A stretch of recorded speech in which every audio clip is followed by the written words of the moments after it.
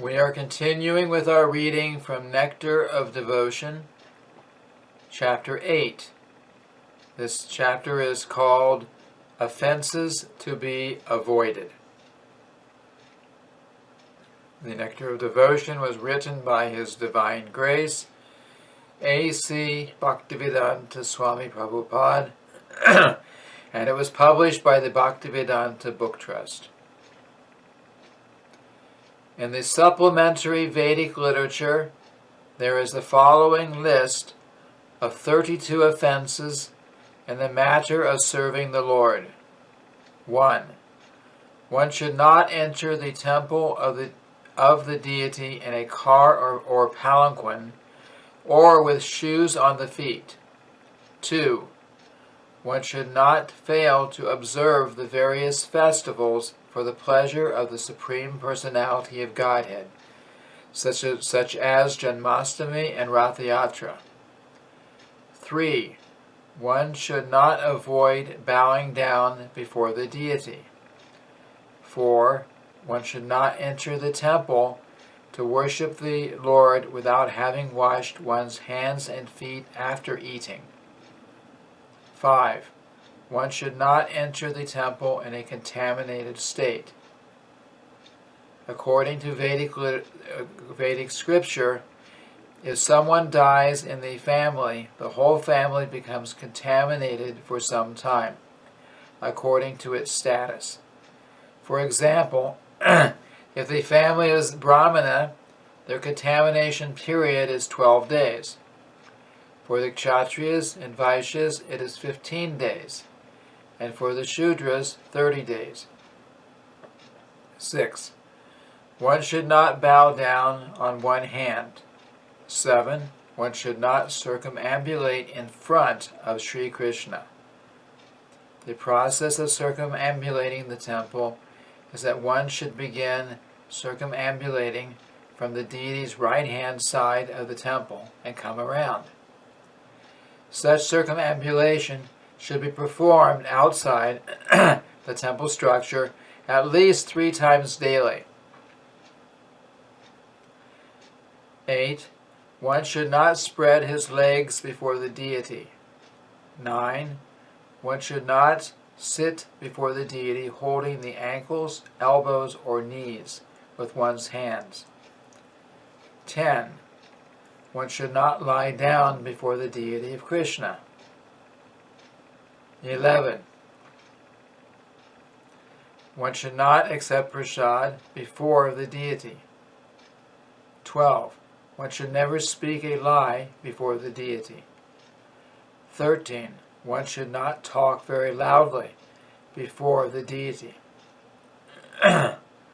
14. One should not talk with others before the deity. 15. One should not cry or howl before the deity. 16. One should not quarrel or fight before the deity. 17. One should not chastise anyone before the deity. 18. One should not be charitable to beggars before the deity. 19. One should not speak very harshly to others before the deity. 20. One should not wear a fur blanket before the deity. 21. One should not eulogize or praise anyone else before the deity. 22. One should not speak any ill names before the deity. 23. One should not pass air before the deity. 24. One should not fail to worship the deity according to one's means. In Bhagavad Gita, it is stated that the Lord is satisfied if some devotee offers him even a leaf or a little water. This formula prescribed by the Lord is universally applicable, even for the poorest man. But that does not mean that one who has sufficient means to worship the Lord very nicely should also adopt this method and try to satisfy the Lord simply by offering water and a leaf. If he has sufficient means, he should offer nice decorations, nice flowers, nice foodstuffs, and observe all ceremonies. It is not that one should try to satisfy the Supreme Lord with a little water and a leaf, and for himself spend his money in sense gratification. 25. One should not eat anything that is not offered first to Krishna. 26. One should not fail to offer fresh fruit and grains to Krishna according to the season. 27. After food has been cooked, no one should be offered any foodstuff unless it is first offered to the deity. 28. One should not sit with his back toward the deity. 29. One should not offer obeisances silently to the spiritual master. Or in other words, one should recite aloud the prayers to the spiritual master while offering obeisances. 30. One should not fail to offer some praise in the presence of the spiritual master. 31. One should not praise himself before the spiritual master. 32. One should not deride the demigods before the deity. This is a list of 32 offenses. Besides these, there are a number of offenses which are mentioned in the Varaha Purana. They are as follows. 1. One should not touch the deity in a dark room. 2. One should not fail to strictly follow the rules and regulations in worshiping the deity. 3. One should not enter the temple of the deity without first making some sound. 4. One should not offer any foodstuff to the deity which has been seen by dogs or other lower animals. 5. One should not break silence while worshiping. 6. One should not pass urine or evacuate while engaged in worshiping. 7. One should not offer incense without offering some flower. 8. Useless flowers without any fragrance should not be offered. 9. One should not fail to wash his teeth very carefully every day. 10.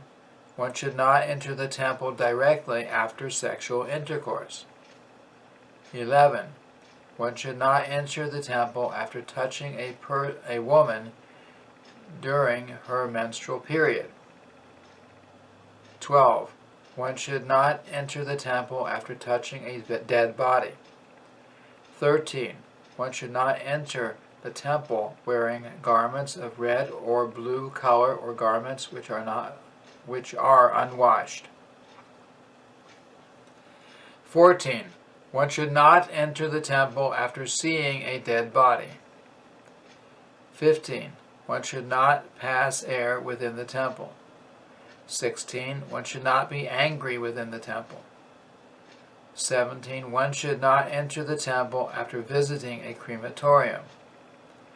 18. One should not belch before the deity.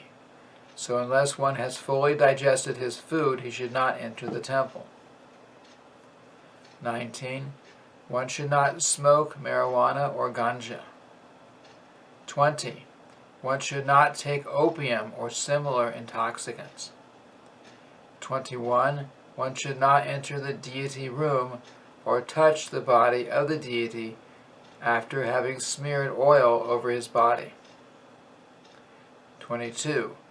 One should not show disrespect to a scripture teaching about the supremacy of the Lord. 23. One should not introduce any opposing scripture. 24. One should not chew betel before the deity. 25. One should not offer a flower that was kept in an unclean pot. 26. One should not worship the Lord while sitting on the bare floor. One must have a sitting place or carpet. 27. One should not touch the deity before one has completed taking bath.